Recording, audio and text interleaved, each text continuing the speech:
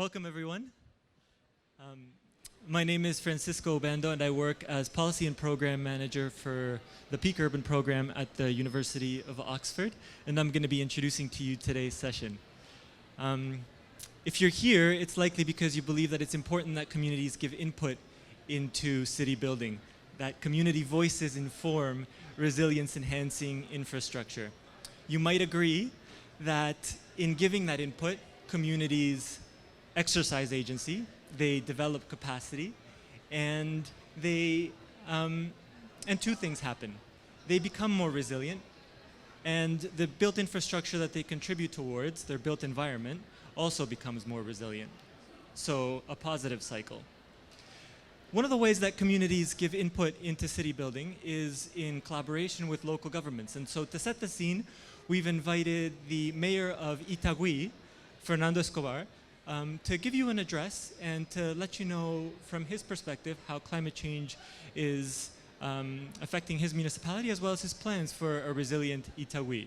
So the video from Fernando Escobar, please. Soy José Fernando Escobar, alcalde de la ciudad de Itagüí, Colombia. Quiero connotar un poco nuestra ciudad. Tenemos 19.35 kilómetros cuadrados, 290.000 habitantes. Somos el segundo municipio más pequeño de Colombia y el más densamente poblado. Tenemos 13.500 unidades productivas. Somos la ciudad no capital empresarial de Colombia. Tenemos entonces una alta densidad, espacios públicos limitados. Venimos trabajando de acuerdo a la Ley 388 del 98, que regula el plan de ordenamiento territorial, las diferentes áreas de cómo ser una ciudad ambientalmente sostenible. Los tiempos de concentración de agua se han venido disminuyendo, no solamente en Itagüí, sino en toda la connotación de los 10 municipios del área metropolitana. Somos parte de un área metropolitana donde tenemos una autoridad ambiental en lo urbano y en lo rural, trabajando con diferentes áreas. Por eso esta alcaldía ha venido fortaleciendo también y en los procesos anteriores lo que es el plan de gestión del riesgo y el plan de atención y cambio climático. Unos temas importantes porque tenemos que ser ciudades resilientes. Por eso en obras de infraestructura venimos canalizando las diferentes quebradas, trabajando también con componentes arbóreos. Aquí estamos en el parque principal de nuestra ciudad.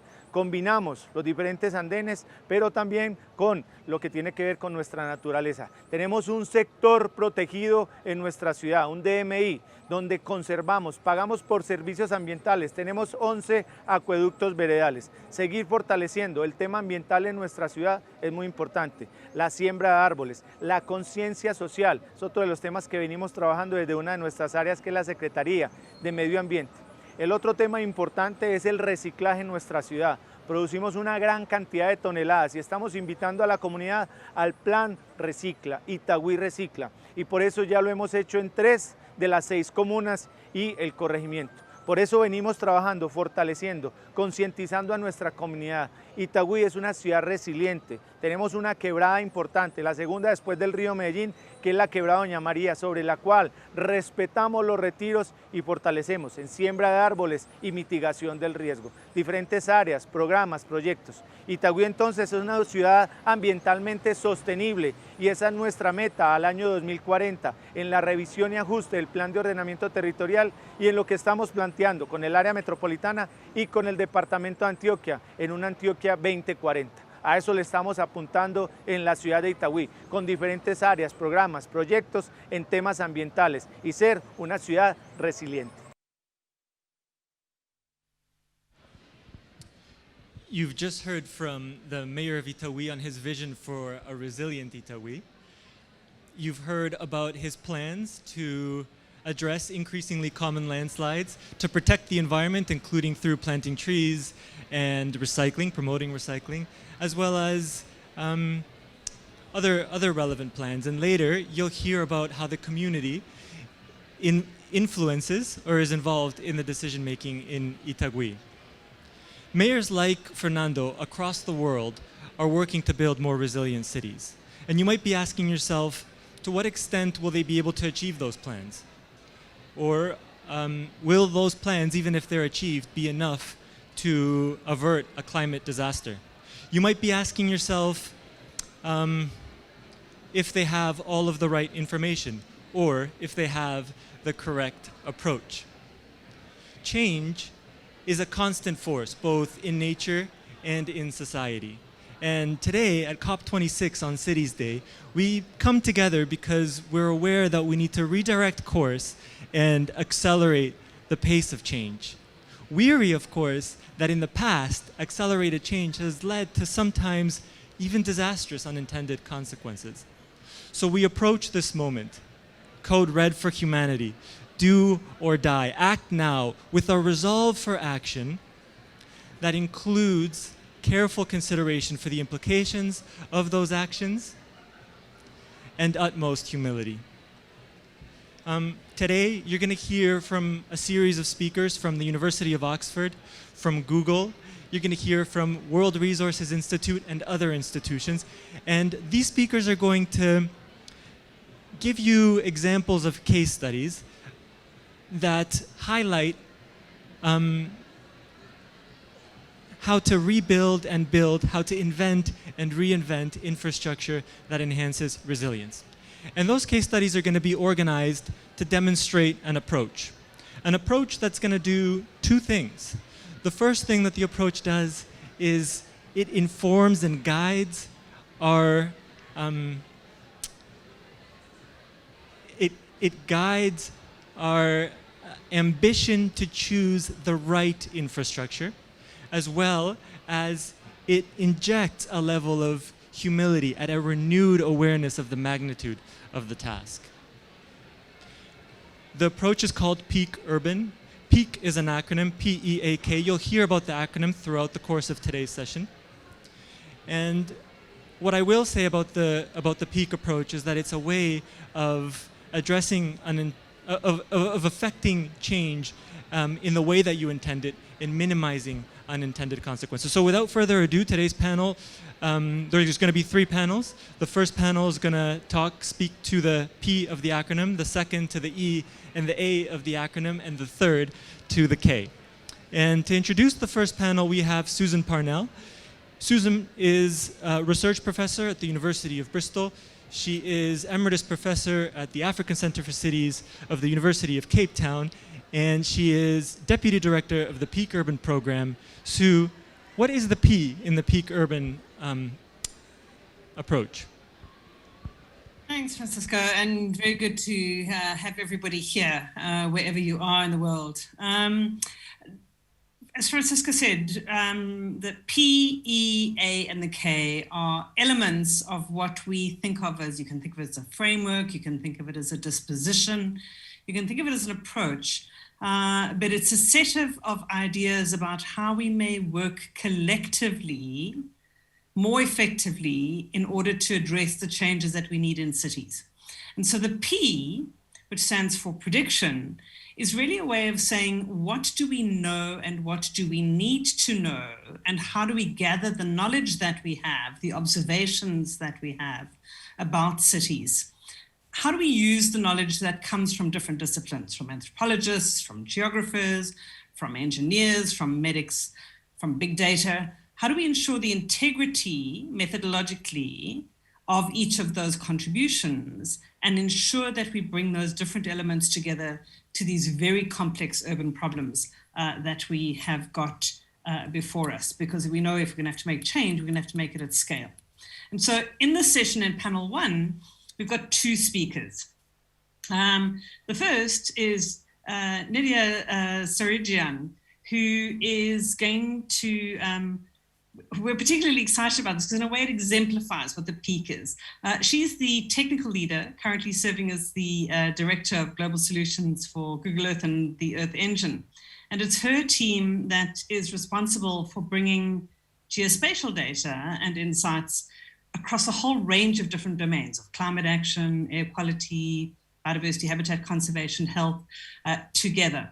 And so I think without further ado, let's go straight to you to introduce us to the Environmental Insights Explorer. Can I hand over to you? Nidia.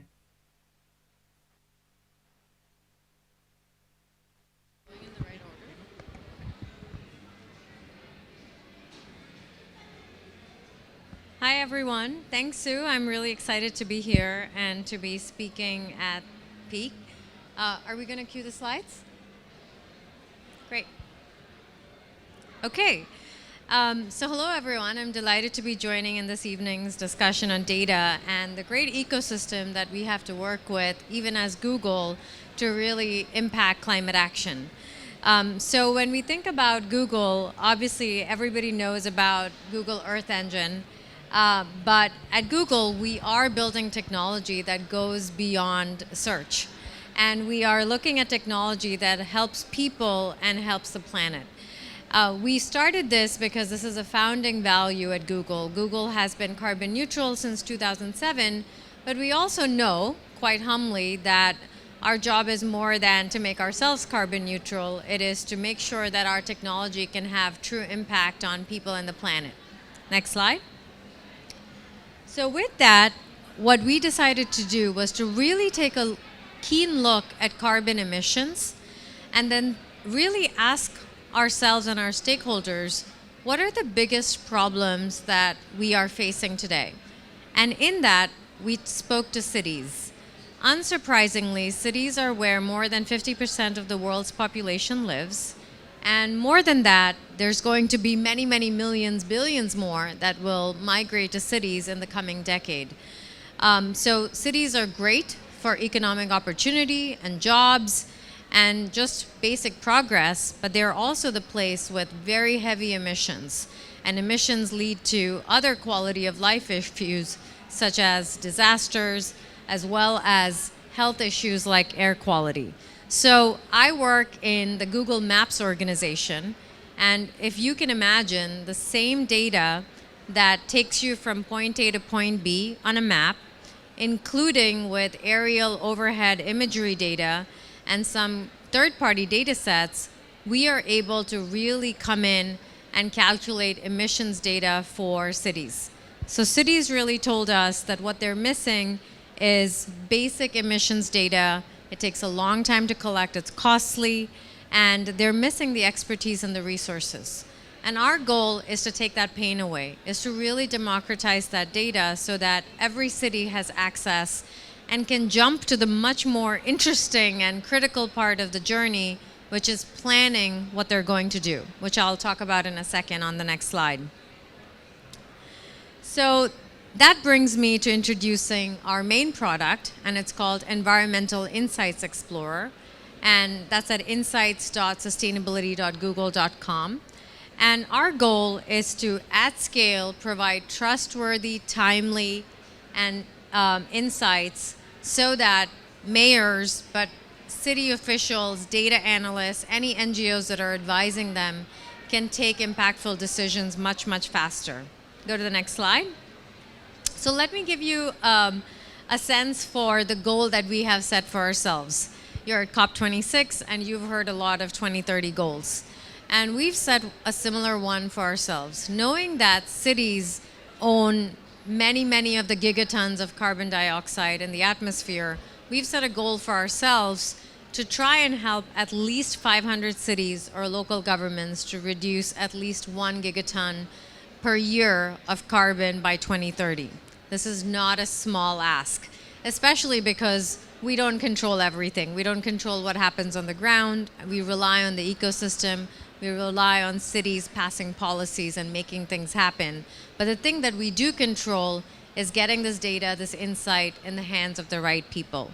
So let's take a look at those insights. Next slide. So essentially, this is the journey that a city typically goes through. They measure what are their baseline insights or emissions. What are my building emissions? What are my transportation emissions? Even within building emissions, is it from commercial? Is it residential, etc.? Then they go to planning. Okay, should I be really focusing on transport? Should I put in bike lanes? Should I put in a subsidy for electric vehicles, etc., etc.? And then you're really going into acting. What are the shovel-ready projects? How do I need to finance this and how do I track it? So when we think about EIE, our sweet spot has really been in this planning phase. Can we get really quickly to the scenarios that cities can look at and start making decisions faster so they can jump to the act phase? So let me show you some of the insights that we have in EIE. The first one is building emissions. So this is a snapshot. As I said, we use overhead imagery. We get a sense for the height of the building, the size, the square footage, the building type, and then we are able to use those to calculate building intensity. And not only that, we know that every city will probably have their own assumptions. So we make sure that you can come in, you can put in your own assumptions and tweak that data a little bit. So this is building emissions. Secondly, if you go to the next slide, we also pride ourselves on having really great and trustworthy transport emissions. We take highly complicated, aggregated, but anonymized insights to analyze local trips and modal trends within and outside a city. And we are refreshing this activity data year over year. I can't tell you the number of cities that have told us that they haven't done a transportation emission inventory in 5 years, maybe even 10 years. So your ability to say, oh, I put in bike lanes or I made public transport better, are my emissions and my trips coming down? That is what we are aiming to provide in EIE. In addition to transport, before we go to others, I want to talk about, since we're talking about transport, a great example, which is the city of Dublin. Dublin is, to their credit, a very progressive city when it comes to really thinking about urban mobility. And they were already on this path to really thinking about how do we make the city more friendly outside of just for those that drive. So they used EIE data, went really deep on their transportation emissions, and they sought to take bike trips across the city up by 20% by 2025. Now that was the goal that they set before COVID, and you can all guess what happened. So much of travel left cars and went into bikes and other types of modes, and that is something that's really jump-started Dublin's path into using biking as a very critical mode for their citizens. If you go next, I can talk to you a little bit about energy offsetting through solar. The same overhead imagery that I talked to you before can look at buildings and roof data and give you the solar potential of a city. I have a great example on the next slide from the mayor of Edmonton in Canada. And Canada is far north, but they get enough sunshine in the summer, and they were able to make solar a very viable, affordable option for their homeowners. On the next slide, you'll see that we are using that same drone data to look at tree canopy. And in fact, the mayor of LA and the city of LA have decided to use this to see which low-income neighborhoods can they go and plant trees in. So on the next slide, which is, I believe, my last slide, you saw some great examples, you saw some case studies. You might also be thinking these are all leader cities. Not all of them. We are getting great examples across Latin America, Asia, where cities are taking EIE data and beginning to create inventories and plans. And we're excited that we are going to have EIE. We already have it in more than 3,000 cities. It's going to be in 20,000 cities in the year to come. Thank you. Thank you so much. Colleagues, just a wonderful example of the kinds of innovation that are at the cutting edge of our thinking in the P, this prediction domain. It gives me an enormous pleasure to introduce you now to my colleague and co-collaborator in PEAK, Professor Juan Duque, who is from the University of Yafet in Colombia. And he is the founding director there of the RISE group, which is research in spatial economics. And Juan's work, which he'll give us a taste of, is exactly the sort of stuff he's widely involved in work in what I would call the sort of the P area, the prediction area, whether it's for the World Bank, for UN Habitat, the European Commission, local authorities and economic development agencies. But Juan, can we give you over to you and talk us through how your work fits into the P, the prediction of peak? Thank you, Sue. Okay. Hi, everyone. I'm going to share my screen here. Just 1 second. Okay, perfect. Can you see my screen now? We have you. Thank you. Okay. Hello, everyone. Susan, thank you so much for having me join you virtually from Colombia. I would like to start my presentation with this short sentence, short phrase from the first law of geography. In space, everything is related to everything else. This is a short phrase, but with profound implications. According to this law, a problem that starts, for example, in this part of the world is going to generate other problems in other places, which at the same time are going to generate other problems and so on. And all these effects generate intricate relationships between, not only between places, but also between problems. And this is why we can claim that the problems we face in our societies are global and complex.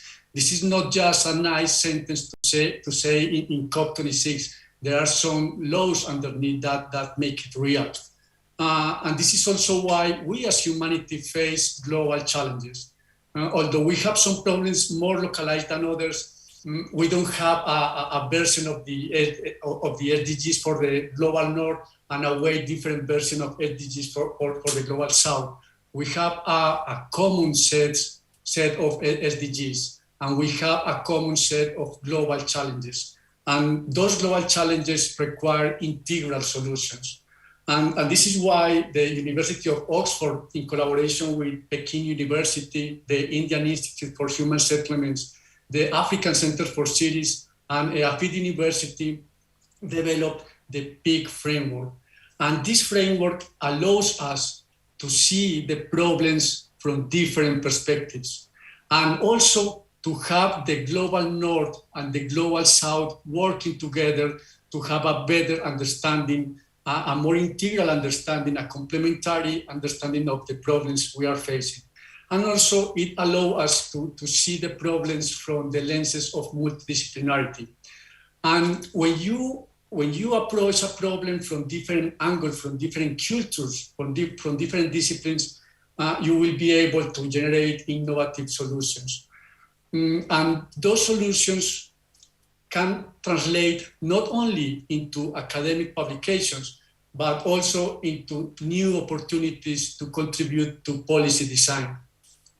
So I'm gonna show you a little bit how we do things in RISE. First of all, we constantly explore new forms of data. That data allow us to work in conditions of data scarcity, and also allow us to guarantee replicability and scalability and lower cost. And then we use a wide range of methods to better explore the complex relationship, spatio-temporal relationship between urban systems. And then we use that data and those methods to have some ideas about how cities can challenge fast urban growth, and also generate ideas about how to make already built cities more sustainable, and also to propose new ways for inclusive economic growth. I'm gonna show you very quickly some examples about how we apply this methodology. In this case, we explore how some different dimensions of urban growth can help cities to be more productive. We did that for all Latin American cities in collaboration with the World Bank. In this case, we found an association between the accessibility to green spaces and the reduction of risk of cardiovascular diseases. Note how we start generating those connections between urban systems. This solution, for example, or these results are a good excuse for having a coffee between the Secretary of Health in Medellin and the Secretary of Urban Planning, for example. And that also gives us good ideas for our universities to, for example, prepare future generations to be ready for this type of interactions. We can have, for example, homeworks in our programs that encourage or motivate our students to to collaborate between programs. The people from mathematical engineering collaborating with people from economics, computer science with political science. This is the way we can contribute to prepare future policymakers to be able to interact to each other. In this case, we found how built environment can help us to better predict cycling distance. And then we can use that prediction to design more efficient and better cycling paths within our cities. Or we can use Google Street View imagery to automatically detect buildings' structural typology, which is a key element in exposure models for seismic risk assessment. Or we can use the same type of images to have a better idea about how commercial activities are distributed within our highly informal cities. Or finally, we can use freely available satellite imagery for prediction of city growth. So I would like to end this presentation with a statement from this very energetic research group from the Global South. I'm going to read it. These findings are possible thanks to international and inclusive research funds intended to support new solutions to challenges faced by a global and complex network of cities. Thank you very much. Thank you so. Thank you so much, Juan. And if you could take down that screen. Colleagues, we are in a new world where we have both a virtual audience and we have a real audience. We do have just a few minutes for some questions. You can use the chat function if you are in the virtual space, and if there's anybody in Glasgow who would like to indicate a question, if you could let us know. There are already some questions from the virtual. So Francisco, can you see if there's anybody sticking up their hand, or should we move straight to the questions that I've got here from colleagues on the chat? You can take the online questions, Sue. That's great. Okay. So, Francisco, the first Juan, the first question is actually for you, and it says you've spoken about north-south divides and the importance of international collaborations, but you also spoke about lots of different disciplines, and it's very clear from your presentation that you also use very different platforms. Which of those tensions is the question, is the most difficult to navigate? The north-south, the different disciplines, or the different platforms? Thank you for that question, Sue. Definitely based on our experience, it has been the interaction between disciplines. Global North and Global South, like we have been working together and everything has worked very well. But at the beginning, for example, in our group, when we started to interact to other disciplines, it was like being in the Babel Tower, different languages, different way to see the problems. And at the beginning, it was very challenging to start that communication between disciplines. And it was a beautiful process in which the people from mathematics start teaching some key elements to social science, and that conversation start taking place in a natural way. Once we closed that barrier, everything was so perfect for us. So I would say like the barrier between disciplines was the most challenging, but the experience from which we learned a lot. That's really interesting. And the other question is, in fact, for Felicia. This question is clearly it's a positive question and an excited question. It says, who can have access to the data from your tool? What does it cost, and how do we get it?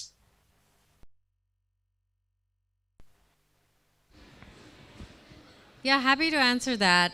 So the good news is that this data is free and it's open to access. We are, however, city-facing. So we know that this data is aggregated to the city level, to the local government level. So you can go into insights.sustainability.google.com, and there's a small form that anybody who works for a city or is affiliated with a city that needs to fill out, and they can once they're in there, they can get access. The whole point of this is to democratize it. So our goal is not to make it hard for cities to access their data. The other thing that I did not get to talk about too much in my presentation, given time, but I mentioned at the beginning, is that we are very aware that, we didn't just come in and start creating climate data for the first time as Google. There's a whole ecosystem out there. So we work with third-party partners like Global Covenant of Mayors. We work with ICLEI. I'm sure each region has their own partners, whether they're NGOs or affiliated with universities or for-profit consultants. Our goal is to make sure that cities can go to where the platforms they use for climate action and get their data there. So I would say two things. You can go directly to our site and sign up, and or if you have a city network or a partner that you belong to or you're a member of, it's very likely that we already work with them, and you can get not just data, but you can get a webinar, you can get training, and you can get much more hands-on onboarding onto EIE. Great. Thank you so much. And the historian in me says, and I really hope that this is all being appropriately archived so that we can get really long-term trends, not just future-facing, but also retrospectively. And that really speaks to the next panel that we're going to go into, which is going to move into the other elements of our peak framework or disposition, things that we think it's helpful to take into account when you try to work together to address these mega challenges associated with cities and climate change. And it's with that that I want to hand over to Professor Michael Keith, who is the director and the principal investigator of the PEAK program. Michael, in Glasgow, I believe, not in Oxford, but with no mic on. Thanks, See, Sue. it's not just an online problem. Thanks, Sue, and thanks to that fantastic first panel from colleagues. As we move on, we know that cities are never finished. Cities are the exciting places. They're where newness comes into the world. What that means, that's newness of ideas, it's newness of practices, it's economic, it's cultural. It brings the cultural and the material together. It brings together infrastructure with the way infrastructure is used. When we're thinking about how that is used, we have to understand the city as a site of emergence. Emergence is the term that gives us the letter E, the second of the four letters of our acronym. And today we're going to hear a bit more in this session about what that emergence might mean in contexts where communities are leading or very engaged in new forms of emergence in cities across the world in the face of climate change and the crisis. We also, though, know that those kinds of combination, those kinds of novelty, bring together different kinds of knowledge. If you're going to create a new city, it is created in somebody's image, in the image of certain kinds of practice. We know the car has been the driver of too many cities. We also know that certain kinds of financial interests have shaped cities for the majority to be less privileged than a privileged minority. What that means is we need to ask ourselves in whose image the city is being remade and which knowledges are being deployed, which practices are being adopted. A term that gives us the A for adoption, the A of the acronym. And in particular, when we're thinking of adoption, we need to think about how we try and bring together different kinds of knowledge and different kinds of interest, and how we actually make them commensurable or face the fact that it is sometimes incommensurable when you make the city in the image of an engineer as opposed to the image of a neoclassical economist or the wishes of people locally. We need to think through those tensions and trade-offs as cities emerge, which is why we've got a couple of fantastic presentations coming up from colleagues who have thought through some of these issues, but in a very practical context, deployed them when we're thinking about what it means to think about community engagement and resilience in the face of new infrastructures that confront us in areas of informality and residential uncertainty and precarity, but also in areas which are fundamentally lacking in the basic service provision, services like sanitation, which is why we have two presentations. The first from Robin King, the Director of Knowledge Capture and Collaboration at the World Resources Institute, our partner on the panels today. And then secondly, from Shoaib Louassa, the researcher from the Global Center on Adaptation. And the first of our presenters in this panel is from Robin. Robin King is the Director of Knowledge Capture and Collaboration at the WRI Ross Center for Sustainable Cities. And in this role, she promotes collaboration across WRI's international network to better integrate urban planning, land use, and sustainable transportation, using her experience working in policy matters in the Americas and Asia. Robin, over to you.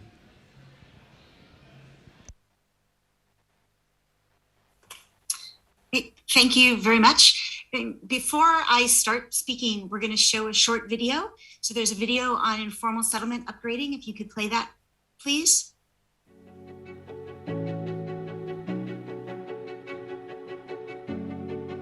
As urbanization accelerates, unplanned growth is leading to disconnected neighborhoods without basic infrastructure and high environmental costs.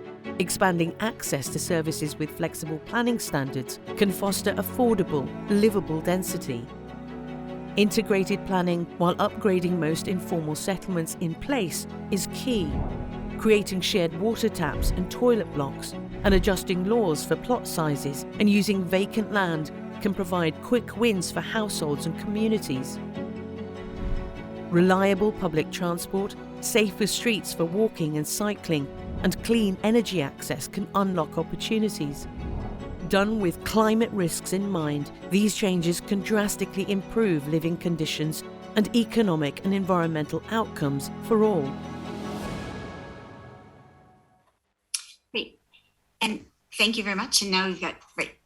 So I first would like to thank you for allowing us to share some of our findings on this panel.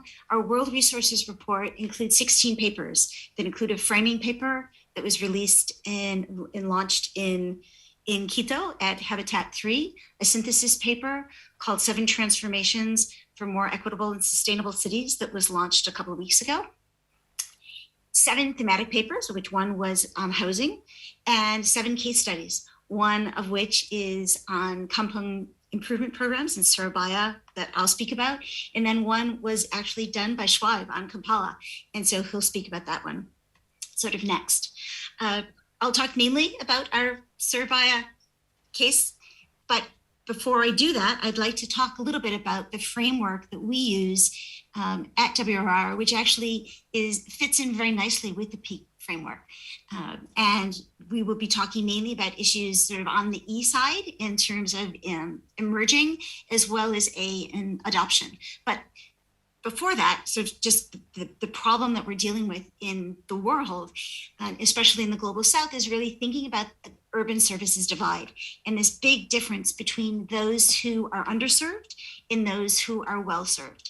And you can see on the line below, we represent the underserved who have very uneven and perhaps no or poor access to water, sanitation, energy, transport, and decent housing, which we focus on as our key services.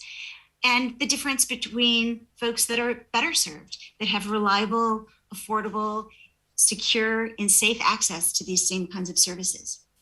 And one of the things that we know is that housing, when we talk about housing, it's shelter, but it's also the place where a lot of these services get accessed, right? And where people sort of come together to live, and to live with dignity requires sort of access to some of these kinds of services. So next, please. So I want to talk briefly about Surabaya's inclusive approach to Indonesia's urban housing problem in the Kampung Improvement Program, which innovated and sustained in situ upgrading policies from 1969 to 2008. Now, one of the things that's interesting about this is that the program changed over time and it learned and it evolved as it got different kinds of resources and different kinds of knowledge that built up over time, which I think is also an important part of sort of the peak approach to things. These community managed efforts brought basic infrastructure services to the kampung and provided affordable housing and livelihood opportunities for the poor in a very inclusive kind of way. This was not a program that was imposed from on top, but it was something that the community themselves and residents worked as part of in formulating the problem and coming up with solutions and then in implementing them. And when in the case studies that we do, we try to tell the story of what happened, both in terms of sort of progress forward as well as setbacks, because we know there are always going to be obstacles and setbacks, but then try to analyze what some of the key enabling conditions are. And in this case, among the key emerging or enabling conditions are Surbaya's pro-poor leadership that was willing to listen to the poor, the city government's collaboration with local universities, that allowed them to develop for students to gather experience in the kampong, as well as some of the students to later go on to become mayor and to take on very important roles within the city. And then perhaps most importantly, establishing trust with the citizens, that somehow the university, the residents, and the government were able to work together to help make KIP and then later settlement upgrading programs possible. Next, please. So what I'll do now is talk about the 7 transformations that we talk about in our paper on 7 transformations for more equitable and sustainable cities. And these fall into 3 buckets. Those buckets are reimagining service provision, including the excluded, and enabling change. And in each of these, I'll talk about the individual transformations and then how they apply in the case of Surbaya and kampong upgrading. In terms of the reimagining service provision, we're talking about infrastructure design and delivery and really wanting to change to prioritize the vulnerable and to think about alternative service provision models so that the city can partner with alternative service providers and think more creatively about how to provide services. So in the case of Surbaya, what we see is really on the first infrastructure design and delivery, we see a more integrated and holistic approach about thinking about the kampong as a place and as for the delivery of services there, so that we can incorporate improved infrastructure design into a neighborhood that is sort of traditional and traditionally has more vulnerable and poor people. In terms of including the excluded, we try to talk about, we talk about data collection practices and emphasize the importance of improving local data through community engagement, as well as acknowledging informal urban employment, recognizing and supporting urban informal workers that often are invisible and that often sort of face problems working against them instead of saying, okay, these folks can be part of the solution. In the case of Surbaya and kampong upgrading, the university worked with residents of the community along with students, so there were both professors and students from the university, to gather granular data that helped identify specific kampong needs and then that helped make that sort of their needs more visible and more convincing to folks at different levels of government, sort of whether it's sort of the city, sort of the nation, and then internationally with institutions like the World Bank to get more access to increased funding, which gets into the enabling change bucket of financing and subsidies, urban land management, and governance and institutions. On financing and subsidies, we talk about increasing investment, as well as targeting the funds that are spent more effectively, innovatively, and towards the vulnerable.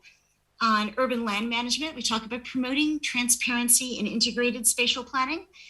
And on Transformation 7, with governance and institutions, we talk about creating diverse coalitions and aligning the different actors together so that they're working and moving in the same direction instead of fighting against each other.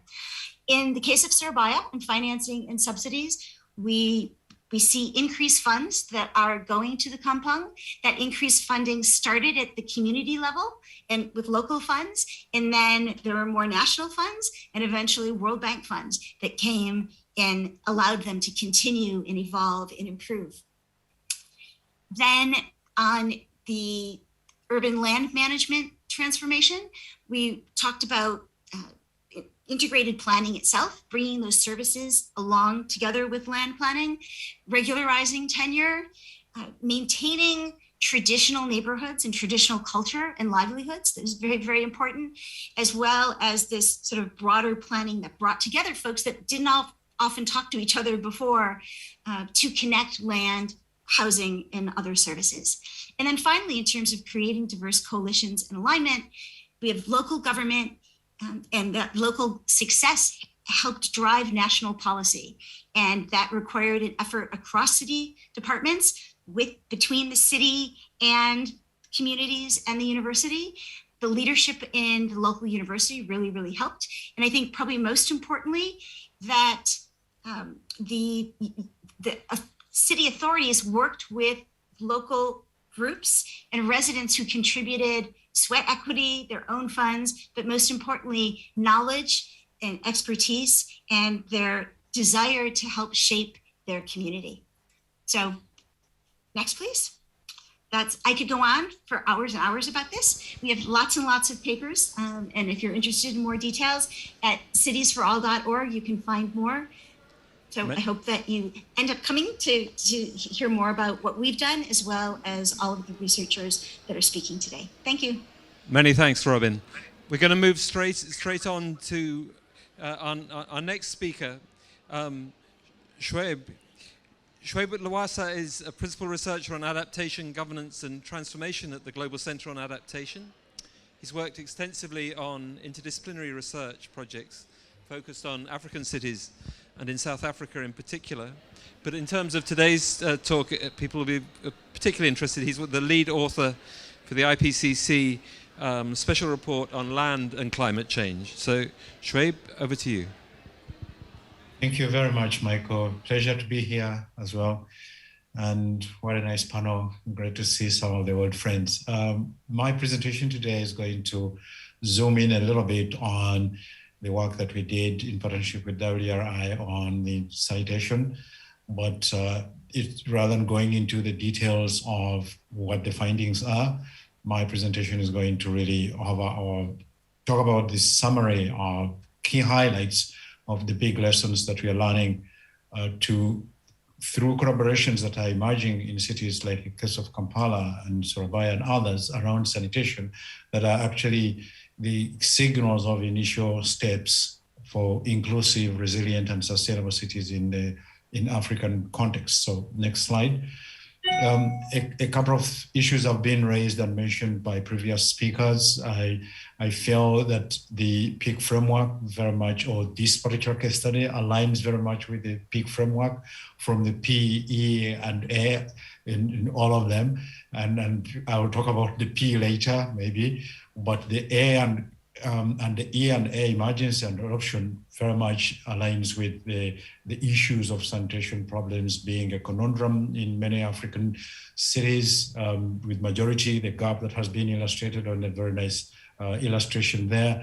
And part of the problem is that the model for infrastructure, sanitation infrastructure in many cities has been largely driven by public and private sector. And that means centralized, highly networked systems that seem to be, from our findings, far, far behind from what the underserviced are doing. So the underserviced, yes, are underserviced if we use the lenses of the private and public sector-led sanitation infrastructure, but they are also in the lead in building resilience through some of the illustrations that I'm going to show here as emerged from our study. And their lead is in respect to ingenuity response to inadequacy, where there is a development of a mix of sanitation solutions. It can also work with water and other infrastructure, which are coupled with a business model that actually is good for micro, small, and medium enterprises, as I'll also illustrate.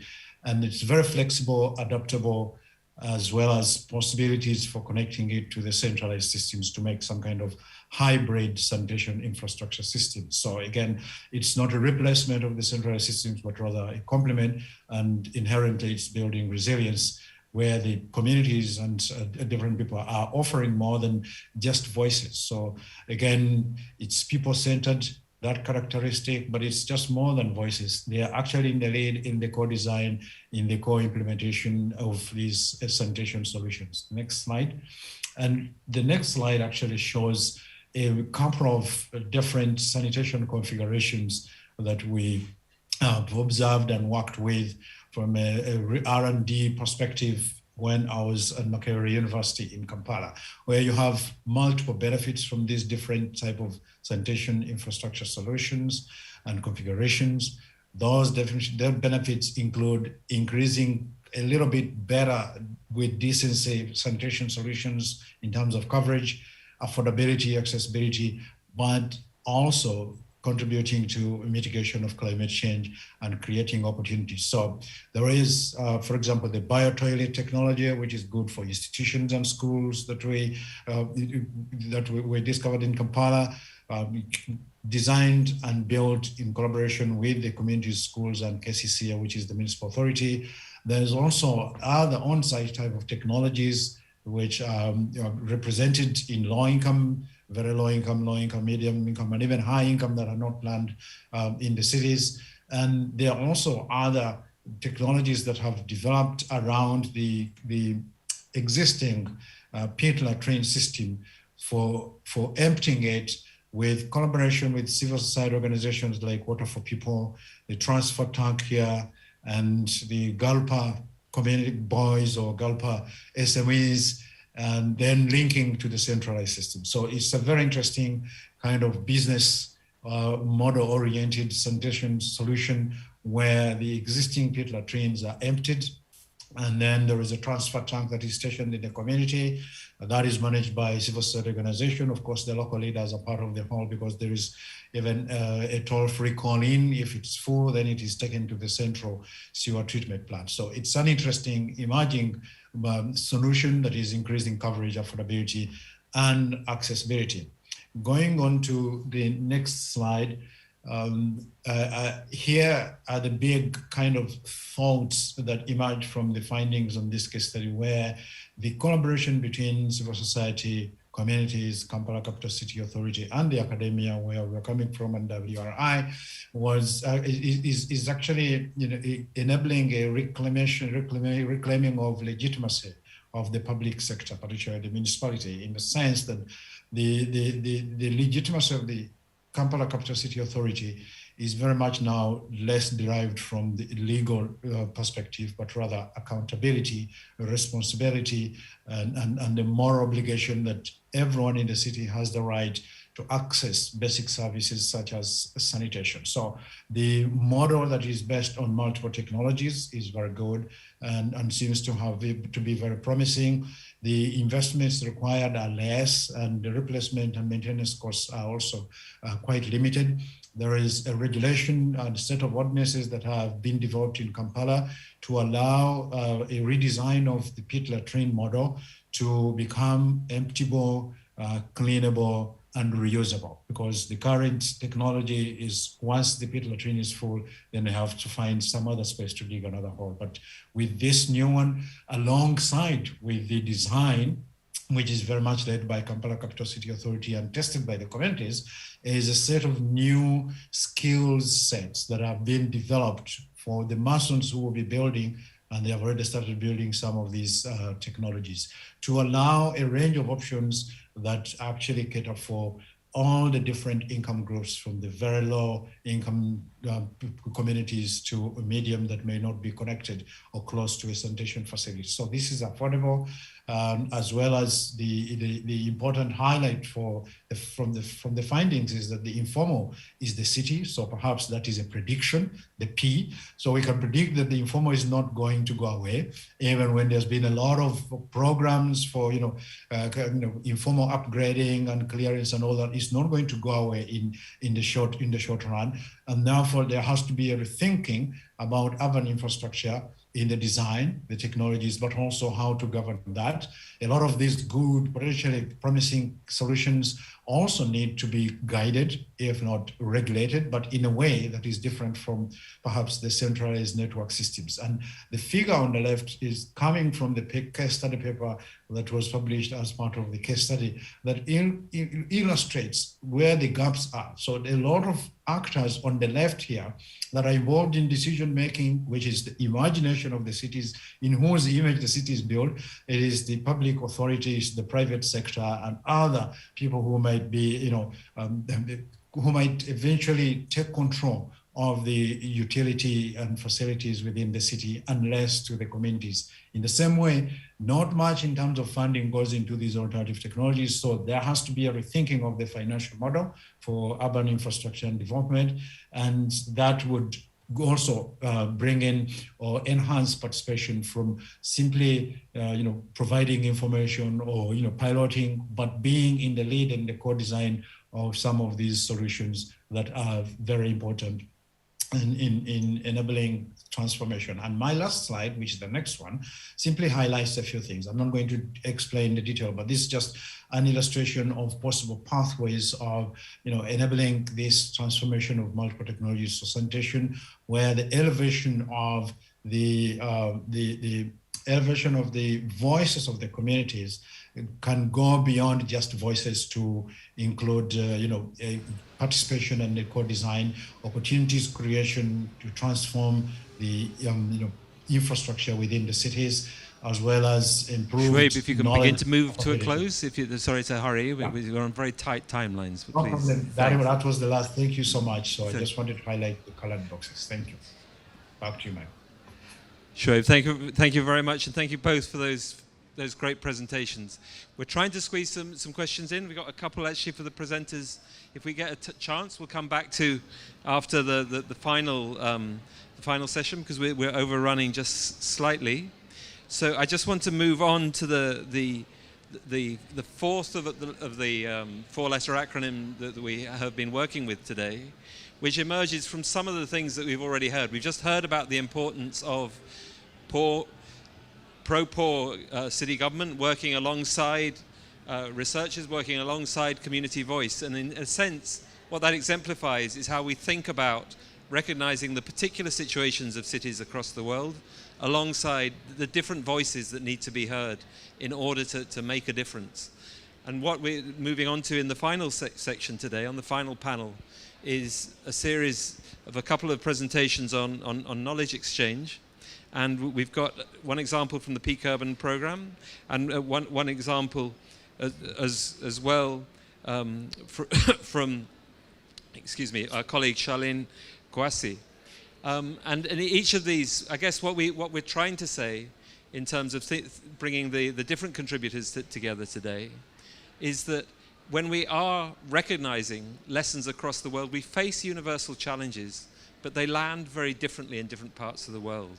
So a form of knowledge exchange depends on bringing together the different sources of knowledge, sometimes rooted in the private sector, sometimes in research laboratories, in the urban sciences, but also rooted in progressive forms of city government alongside engagement with people on the ground. And those kinds of partnership are exemplified in the presentations we're going to hear more from. And the first of these is from Charlene. Charlene Kouassi is based in Abidjan, and she specializes in African mobility and transport trends. She's the director of the African Mobilities Observatory, and she's been working with the Climate Change Association on the creation of a roadmap for sustainable mobility in Côte d'Ivoire. Charlene, many thanks for coming, and over to you. Thank you very much. Thank you for giving me the opportunity to share with you this collaborative process that we have led in Côte d'Ivoire for the last 2.5 years now to support the decarbonation of the transport sector in the country. Can go on the next slide. So the global macro roadmap is quite an interesting approach, which has been created by the PPMC, which is the Paris Process on Mobility and Climate, following the Paris Agreement in order to decarbonize the transport sector to achieve net zero emission by 2050. You can go on the next slide. But this approach needed to be adapted to local perspectives and realities. So through the Sustainable Mobility Coalition of Climate Change, the roadmap for sustainable mobility has been replicated in Morocco, first in 2017, and then in Côte d'Ivoire. You can go on the next slide. So originally, the PPMC method So the global roadmap originally focused on 8 axes or trends of mobility, which helped us to build our own specific roadmap to address local needs and issues. You can go on the next slide. It started in 2018 during the Climate Change Summit in Abidjan, where a certain number of actors chose to initiate this process. And one of the possibility that we had, you can go on the next slide, sorry, with this process was to quantify the gain in greenhouse gases emission thanks to modelization with the training from the Institute of Sustainable Development and International Relations through the Deep Decarbonation Pathways project. So to give you a little bit of context, for those who don't know the Ivoirian transport sector, just know that in Côte d'Ivoire, like in most cities and countries in Africa, the sector is dominated by road and the informal sector as well.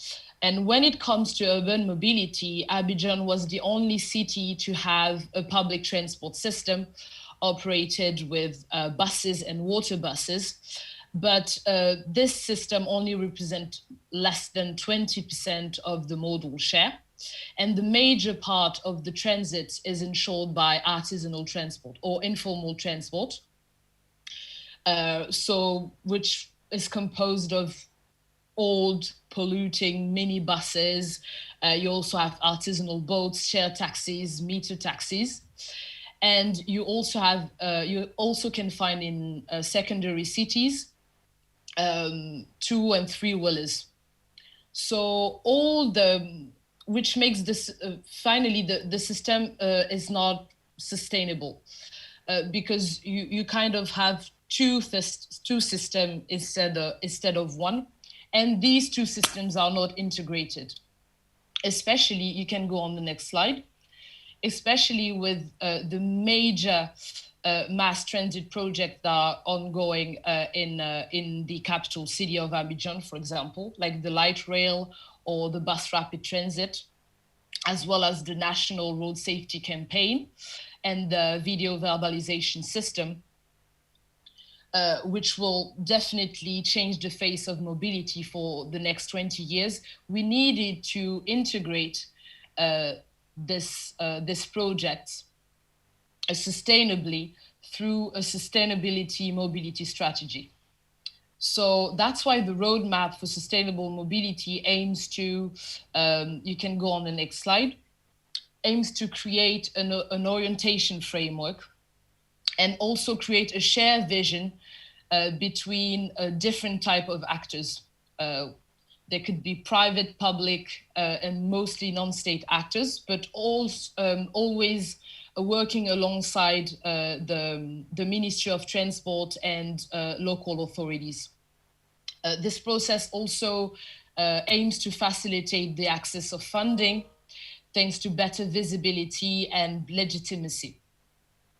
So to build this roadmap, we have followed several steps. You can go on the next slide. Several steps to create this roadmap and include multiple stakeholders along the way. So we first proceeded with the identification of the stakeholders and made a diagnosis of mobility in Côte d'Ivoire. And then we proceeded to the construction of the actual roadmap with its main axis. So as I mentioned earlier, the PPMC tool focuses on 8 axes, but we realized, and when I say we, I include myself with all the mobility stakeholders in Côte d'Ivoire, we realized that we needed 2 more axes to focus on, which are the road safety and the education of users. So after building this, we had to refine and bring a sense of ownership to this roadmap outside the capital city.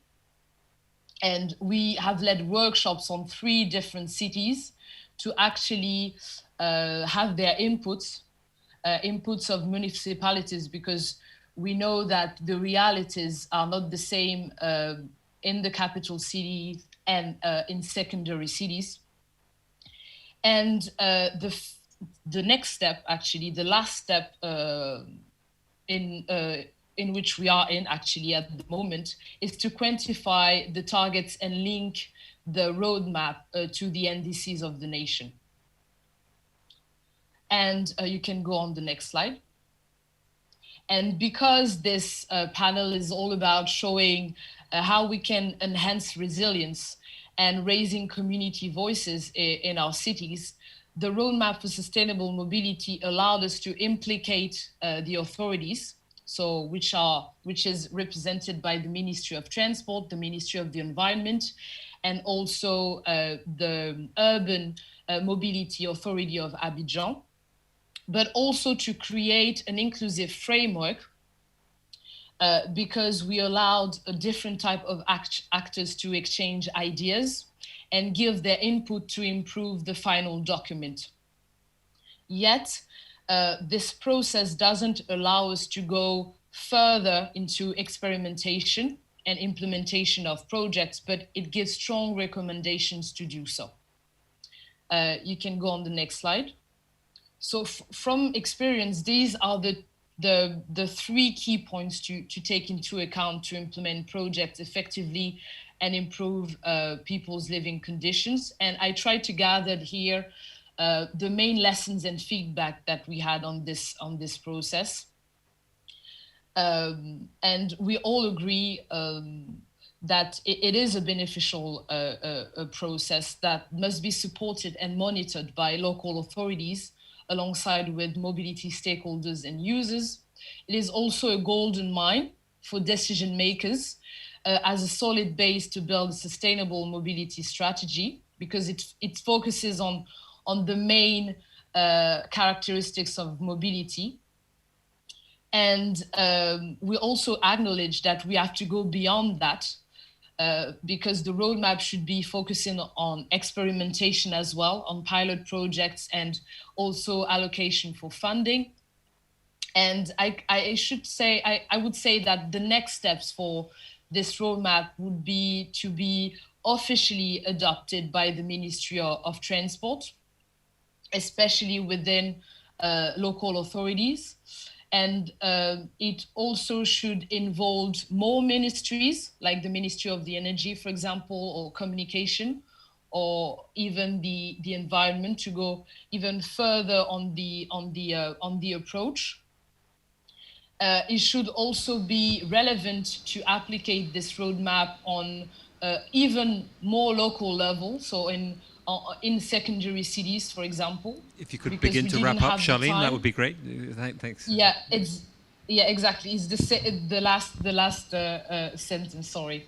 And the next step also would be to replicate this process in other African countries according to their own objectives and specific needs. And it's actually the case with Senegal that chose to follow this approach. So thank you very much for your attention. Thanks, Charlene. There was a question for Shoaib, but I'm going to take it as for all of the panelists, if we get enough time, which is how do we make sure, given the call for new financial systems to address climate change, that they don't reproduce the sorts of environmental externalities we've seen from financial systems existing so far. I'll take that as a question to everybody if we get time at the end, because we need to move on. We bring full circle back to Colombia, where we started, from the mayor of Itagüí, with 2 contributions in this final panel. The first from Nidia Rueda from DIMU Women's Group in Itagüí, and the second from Juan Pablo Ortega, a peak urban researcher. Nidia is a representative of DIMU, the women's group in Itagüí, who are local entrepreneurial women who took part in a co-production of one of the projects on the Peak Urban program, a project aimed at encouraging people-centered local development. And the women's group were involved in actually designing the research, feeding back on the research and engaging in the way it was translated into practical actions. So we'll start off with a short film from colleagues at DIMU, please. Mi nombre es Nidia Emil Ruda Aguirre, vivo en la vereda Los Gómez del corregimiento El Manzanillo de Itagüí. Pertenezco al grupo DIMU. El grupo DIMU es un diálogo de mujeres con unos objetivos en común, y es hablar del cambio climático, de la movilidad, de nuestra calidad del aire que respiramos acá en la ciudad de Itagüí y en el corregimiento. Cuando hay mucho invierno, lo que sucede mucho acá en el corregimiento son movimientos en masa, desbordamientos de quebradas, avenidas torrenciales e inundaciones. Lo que normalmente hace la comunidad es que empieza pues como a decirle al municipio pues que mire que se están inundando, pues ya el municipio está interviniendo algunas fuentes hídricas pues para hacerle gestión del riesgo, y está interviniendo las fuentes hídricas. La comunidad, ¿cómo puede buscar soluciones? Creo que es más de pensamiento ambiental, de cuidar nuestras fuentes hídricas, de trabajar para que las comunidades en los territorios cuiden pues como los retiros de las quebradas, no les arrojen residuos sólidos en ellas. El cambio climático se debe porque nosotros las personas hacemos, actuamos o tomamos ciertas costumbres o ciertos comportamientos sobre el medio ambiente que no se debe. Las emisiones de gases, eso también produce el efecto invernadero. Ante esas situaciones de crisis, pensaría yo que debemos de tener mucha conciencia para tener pensamiento ambiental y poder pues cuidar para nuestras futuras generaciones. Nosotros ya vamos de salida, dejarles de pronto una tierra donde puedan vivir mejor, una calidad de vida mejor, un ambiente mejor.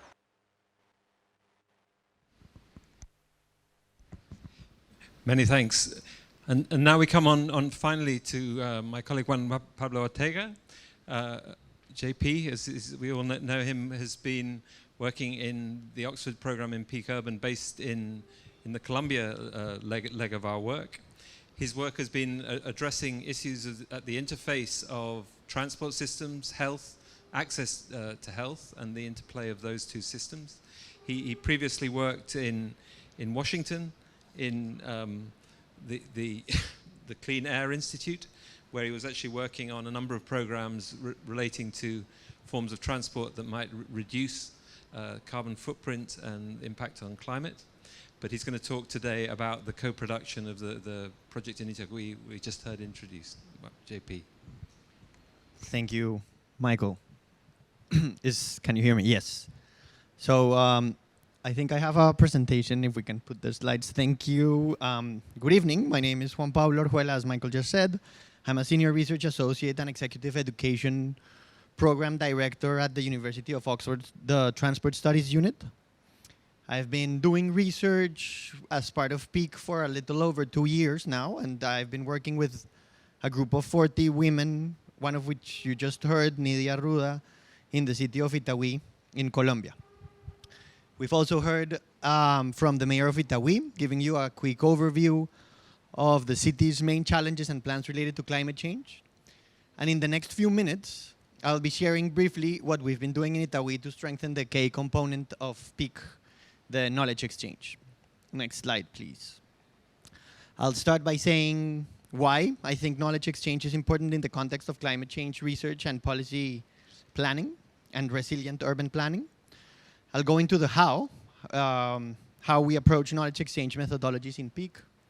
And finally, I'd like to end with a few words on what we use this knowledge exchange for, and to at least partially answer some of these questions. Next, please.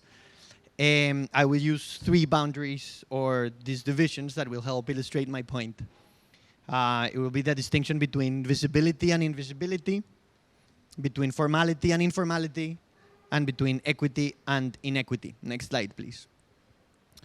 So let's begin with the why. Why do we believe that knowledge exchange is important for climate change research and resilient urban planning? There are, of course, many reasons, but the one that I want to highlight now is the power that it has in bridging the gap between the visible, could be university experts or governments, and the invisible, community leaders or sometimes even local authorities. Today, it is common that policymaking includes consultation processes, but these tend to be superficial. Knowledge exchange requires a purposeful approach to give visibility to people who have been invisible to traditional engagement approaches.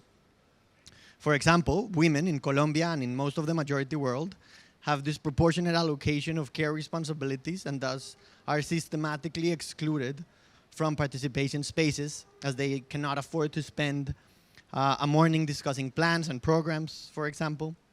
They have access to lower wages, work more hours, are given less mobility options. If we want to listen to their voices, we need to develop methodologies that overcome some of these obstacles. Next slide, please. In our workshops, for example, we provide childcare. We recognize their time and investment through cash incentives, and we provide transport options to get to the venue and back. Next slide, please.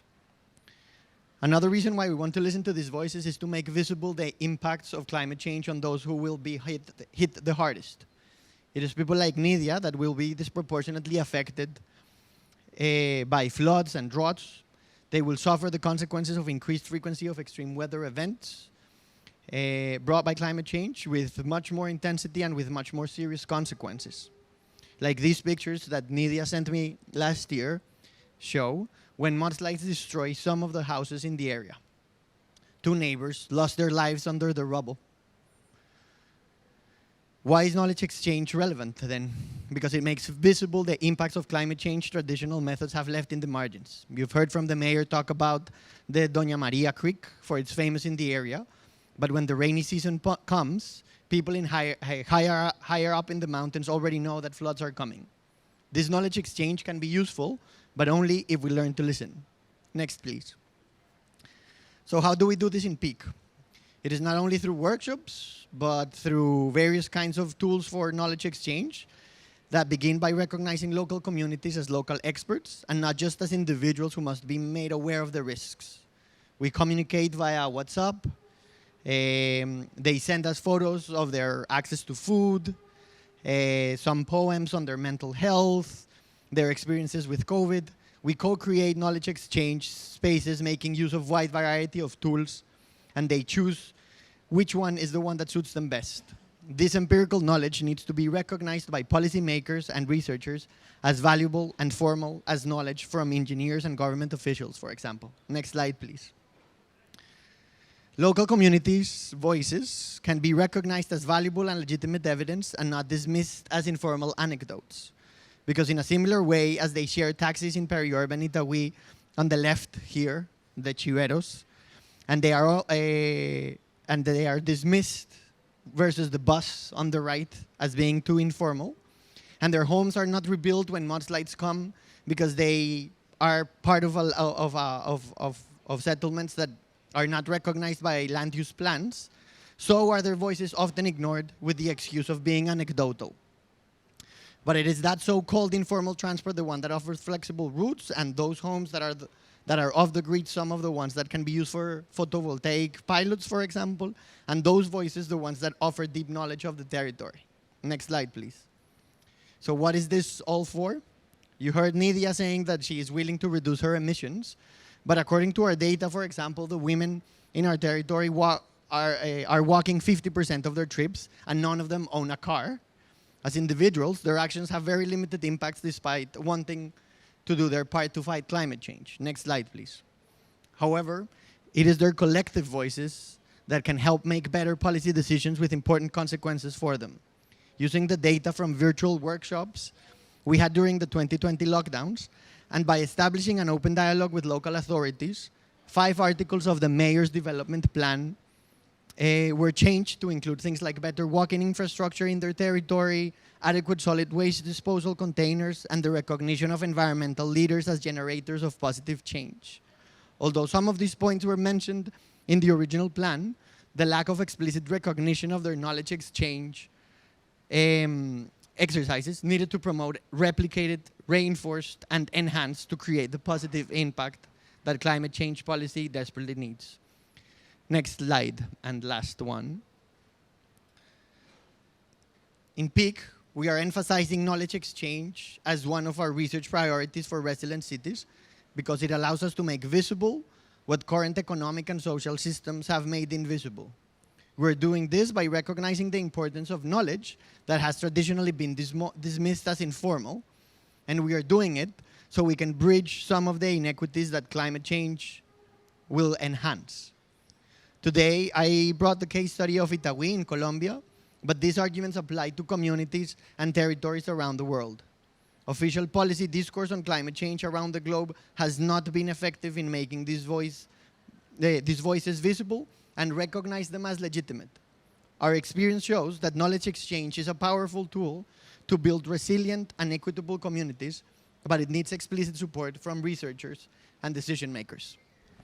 That's my time. Thank you. Thank you very much. We're going to move swiftly to at least try and get some questions. So if I can just alert our last four speakers, and Shoaib and Robin, one question for you, and that is the one that Karen Benny asked about how we try and create new financial models without generating environmental externalities of the past. And as a heads up to our last two speakers, to Charlene and JP, the question is, how do we balance those formal transport systems with informal innovations, which combines a few questions we've been asked online. But if people can keep themselves very unfairly just to one sentence, otherwise we just get cut off in the time we have available. So maybe a slightly long sentence, but first of all, Robin, could you maybe come back with a single sentence answer, please, to that? If you sure. That the financial models that we need to incorporate those externalities need to be used by anybody that has anything to do with the decision-making process, whether that's a budget official, a government policymaker, an investor, or a financial regulator that's going to be looking at what those assets are going to be like on the balance sheets. Thank you. Of the financial institutions. Thank you. Shoaib. Yeah, for the financial models that we're talking about here, there has to be a change in the due diligence process as well as risk assessment, which means that the return to investment has to be redefined. There is a moral obligation from all of us to actually invest in less risky infrastructure with less environmental externalities. And on the other side, that will allow the businesses to emerge on the other side, guiding principles and flexible or adaptive regulation to enable the ingenuities of different groups that are emerging. Yeah. Thank you very much for that tight answer as well. And if we move on to the final two presentations, first of all, Charlene, if you're still there to yourself, could you also comment on these few questions that we're being asked about the balance between the formal transport systems and informal transport systems that we see in work? First of all, I would say that our local authorities and governments have to understand that the informal transport is the core of transport and transit nowadays in Africa and in a lot of emerging countries as well. And that big investment should be also allocated to them, and not only on mass transportation project, because this is the real problem nowadays in Africa, is that we have big mass transportation projects that are taking a lot of investment and take a lot of time also to be implemented, while there is a system that is actually functioning, but that needs to be understood, that needs to be regulated. So I think that the balance will be maintained, or at least found, if we actually put forward the need of the people. And most people in African cities use paratransit transport to move around the city every day. So I hope I answered the question. Thank you very much. And JP? Yeah, I agree completely with that answer. I think that with those informal, so-called informal parts, we, instead of trying to figure out how to incorporate them into a system, we need to empower them and let the system find its own route, I guess. I totally agree. Thank you, JP. Thank you, all of the contributors today. We need to wrap up in the next couple of minutes. So just to recap and tie up the session which actually we started off signaling the importance of community voices shaping infrastructure and resilience, and what we have tried to show, I think, through our work with various partners, with colleagues in WRI, with colleagues at Google, that we have a disposition, an approach, as Sue Parnell opened up at the very beginning of our presentation. There is a sense that there is power in the new urban sciences, in the data analytics that are possible using new sources of information in actually making cities visible. But that source of information, the P of prediction, only becomes particularly relevant when we understand the dynamics of complex systems of cities, how systems meet with other systems, how they generate that novelty that we explored as forms of emergence in the examples we saw that related to both sanitation and to ways of addressing and allowing and empowering community voices when thinking about slum upgrading in particular places, which ties into that sense of adopting particular kinds of practices that we heard from on those last two panels. That sense that technology is one kind of practice that changes cities, but it is also only one way in which new forms of adopted practice begin to change the interfaces of different city systems. Led us into that final section of our presentations today, the K of the PEAK of our acronym that shaped our presentation today. The K that is about knowledge exchange, that actually valorizes the work that goes on in the laboratory, in the ivory tower, alongside the practices in City Hall, but also recognizes the power of local voices, the power of the third sector, the power of NGOs on the ground, the power of intermediaries at working above national level, as well as links between central and local government. That networked form of knowledge actually makes visible that the power of knowledge exchange working through multiple networks. In that context, that hopefully sets up the understanding that's run through the presentation today about why it is important to think about community voices in shaping infrastructure and resilience. And thank you for joining online today. And hopefully you will take away from that those fantastic examples that we, again, thank our colleagues for presenting. Good evening. And